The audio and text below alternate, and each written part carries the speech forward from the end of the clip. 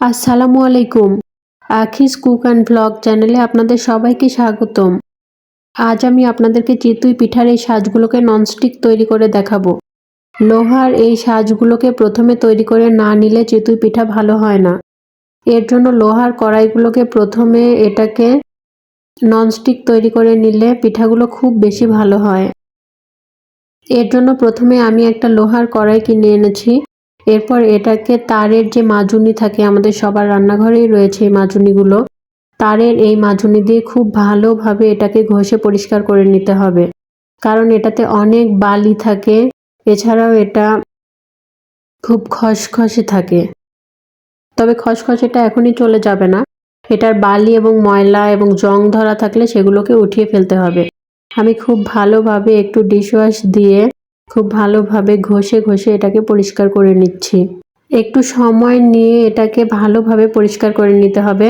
উপরটা পরিষ্কার হয়ে আসলে আমি নিচেও ভালোভাবে ঘষে মেজে তারপর এটাকে ভালোভাবে ধুয়ে নিচ্ছি। দেখুন, ট্যাপে আমি এটাকে খুব ভালোভাবে ধুয়ে নিয়ে এরপর একটা শুকনা কাপড় দিয়ে এটাকে মুছে নিতে হবে। আমার ধুয়ে নেওয়া শেষ। আমি আরও একবার এটাকে ডিশওয়াশ দিয়ে খুব ভালোভাবে মেজে ধুয়ে নিব, কারণ আমার মনে হচ্ছে বালিগুলো এখনো পুরোপুরি যায়নি। এর জন্য আমি আরও একবার তারের মাজুনি দিয়ে খুব ভালোভাবে ঘষে পরিষ্কার করে নিলাম। দেখুন, এবার অনেকটাই পরিষ্কার হয়ে এসেছে, আর কোনো ময়লা বের হচ্ছে না। এর আগের বার যখন ঘষছিলাম অনেক কালেও ময়লা বের হচ্ছিল। এবার দেখুন সাদা ফেনা এসেছে। আমি এটাকে আবারও খুব ভালোভাবে ধুয়ে 2 বার ধুয়ে পরিষ্কার করে নিলাম। আজকের ভিডিওটাকে আমি কাট করছি না, একটু টেনে দেখাচ্ছি যেন আপনাদের বুঝতে সুবিধা হয়। এরপর আমি একটা শুকনো সুতি কাপড় দিয়ে খুব ভালোভাবে পানিটাকে মুছে নিচ্ছি, কারণ এ পর্যায়ে আমরা তেল ব্যবহার করব। আর তেল ব্যবহার করলে যদি কোনো পানি থাকে তাহলে আমাদের চোখে এটা ছিটে আসতে পারে। এই কারণে এটাকে খুব ভালোভাবে আমি মুছে নিলাম। এরপর এই সাজটাকে আমি চুলার উপর বসিয়ে দিলাম। দেখুন সাজটা অনেকটা পরিষ্কার হয়েছে, তবে অনেক খসখসে আর কালারটাও লোহার মতো দেখাচ্ছে। এরপর আমি এখানে কিছুটা সরিষার তেল দিয়ে দিলাম। এ পর্যায়ে এসে অবশ্যই সরিষার তেল ব্যবহার করতে হবে, সয়াবিন তেল ব্যবহার করলে হবে না।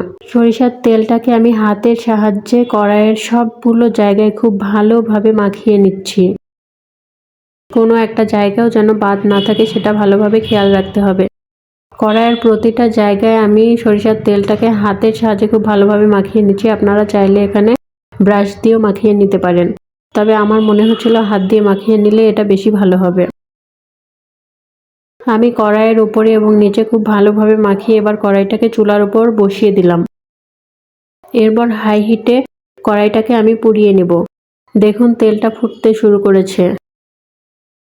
গ্যাসের চুলায় যেহেতু মাঝখানের তাপটা বেশি, দেখুন মাঝখানে আগে পুড়ে যাচ্ছে।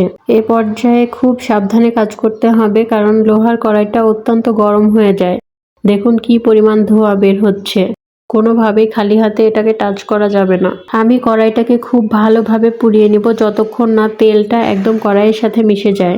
দেখুন আমি কিছুক্ষণ এটাকে হাই হিটে জাল করে নেওয়ার পর কি পরিমাণ ময়লা বের হয়ে এসেছে এই লোহার কড়াই থেকে। চারপাশটাতে চুলার তাপ খুব একটা ভালো লাগেনি, তাই চারপাশটা কালো হয়নি, কিন্তু মাঝখানটা খুব ভালোভাবে পুড়েছে এবং কি পরিমাণ কালি বের হয়েছে দেখুন। এরপর কড়াইটাকে খুব সাবধানে ট্যাপের নিচে দিয়ে ভালোভাবে ঠান্ডা করে নিতে হবে। এ পর্যায়ে খুব সাবধানে ট্যাপের পানিটা ছাড়বেন, কারণ এ পর্যায়ে চোখে মুখে পানিটা ছিটে আসতে পারে। খুব সাবধানে কাজগুলোকে করে নিতে হবে। আমি ট্যাপের নিচে কড়াইটাকে রেখে ট্যাপটা প্রথমে আস্তে ছেড়ে দিয়েছি। এরপরে কিছুটা ঠান্ডা হয়ে আসলে আমি পানিটাকে জোরে ছেড়ে ভালোভাবে ঠান্ডা করে নেব। দেখুন কি পরিমাণ ময়লা বের হচ্ছে এখান থেকে। এটাকে একবার পুড়ালে হবে না, বারবার পুড়িয়ে নিতে হবে। আমি মোট 5 বার পুড়িয়ে নিয়েছিলাম।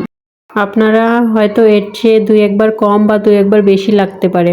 কড়াইটা খুব ভালোভাবে ঠান্ডা হয়ে আসলে এবার আমি আবারও সেই তারের মাজুনি দিয়ে ভালোভাবে এটাকে পরিষ্কার করে নেব। প্রথমে মাজুনি দিয়ে যে ময়লাগুলো বের হয়ে এসেছিল সেগুলোকে পরিষ্কার করে এরপর আমি এখানে কিছুটা ডিশ ওয়াশ দিয়ে তারপরে আরও একবার মাজুনি দিয়ে খুব ভালোভাবে পরিষ্কার করে নেব। দেখুন, এটা বলার চাইতে দেখে বেশি বুঝে নিতে হবে। আমি সামান্য ডিশ ওয়াশ দিয়ে এখানে খুব ভালোভাবে এটাকে আরও একবার পরিষ্কার করে নিচ্ছি। এবার আমি এটাকে আবারও খুব ভালোভাবে ধুয়ে নিয়ে শুকনো কাপড় দিয়ে এটাকে আবারও মুছে নেব। দেখুন, একবার পুরানোতেই কড়াইটা অনেকটা কালো হয়ে এসেছে এবং আগের তুলনায় অনেকটা খসখসে ভাব কমে এসেছে। আবারও আমি সুতার কাপড় দিয়ে এটাকে ভালোভাবে মুছে শুকনো করে নিচ্ছি। আমি ভিডিওটা আজ কেটে দিচ্ছি না, একটু টেনে টেনে আমি পুরো ভিডিওটাই আপনাদের সাথে শেয়ার করছি যেন বুঝতে সুবিধা হয়। কিভাবে এটার চেঞ্জেসটা চলে আসে সেটা আপনাদেরকে দেখানোর জন্যই পুরো ভিডিওটাই আজকে শেয়ার করছি। আবারও আমি সামান্য পরিমাণ সরিষার তেল দিয়ে পুরো কড়াইয়ে আমি আবারও মাখিয়ে নিচ্ছি। দেখুন, সম্পূর্ণ কড়াইয়ে মাখিয়ে নিয়ে আমি আবারও চুলাটাকে জ্বালিয়ে দিলাম। চুলাকে অবশ্যই হাই হিটে রাখতে হবে। চুলাটা আমি হাই হিটে আবারও জ্বালিয়ে দিলাম। দেখুন, কড়াইটা পুড়ে আরও কালো হয়ে যাচ্ছে এবং ধোঁয়া বের হচ্ছে। প্রচণ্ড গরম থাকে এ পর্যায়ে।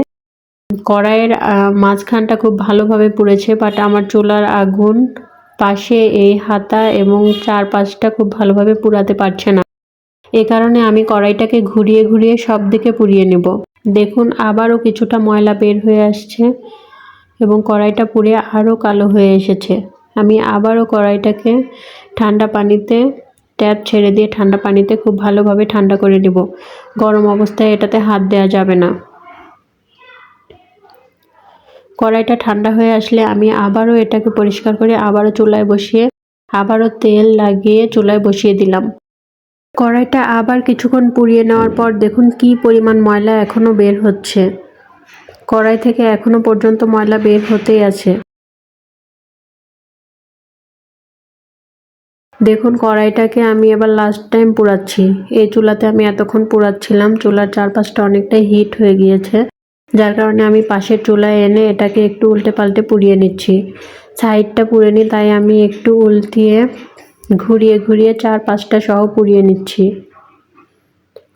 দেখুন, কড়াইটা পুরোপুরি পুড়িয়ে নেওয়া শেষ। এবার এই কড়াইটাকে এভাবেই রেখে দিলে আবার এটাতে মরিচা পড়ে যেতে পারে। আমি এখানে কয়েক ফোঁটা সরিষার তেল দিয়ে দিচ্ছি। এবার সরিষার তেলটাকে আমি খুব ভালোভাবে কড়াইয়ের গায়ে মাখিয়ে নেব। এটা আমার পুড়িয়ে নেওয়া শেষ। আমার ফোন ক্যামেরার কারণে খুব একটা ভালো বোঝা যাচ্ছে না, বাট এটা একদম পুড়ে কালো কুচকুচে হয়ে গিয়েছে এবং এটা এতটাই পিচ্ছিল এবং সুন্দর হয়েছে, পুরো একদম ননস্টিক কড়াইয়ের মতো। আজ আমি চিতই পিঠা বানাচ্ছি না, তাই আমি দেখাতে পারলাম না। ইনশাআল্লাহ আমি চিতই পিঠা এটাতে তৈরি করে দেখাবো।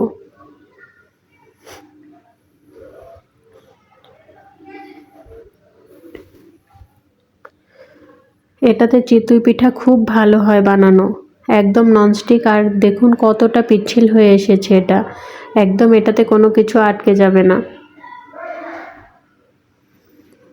আপনারাও চাইলে এভাবে মাত্র 150 থেকে 200 টাকা দিয়ে একটা লোহার কড়াই কিনে এভাবে ননস্টিক বানিয়ে নিতে পারেন।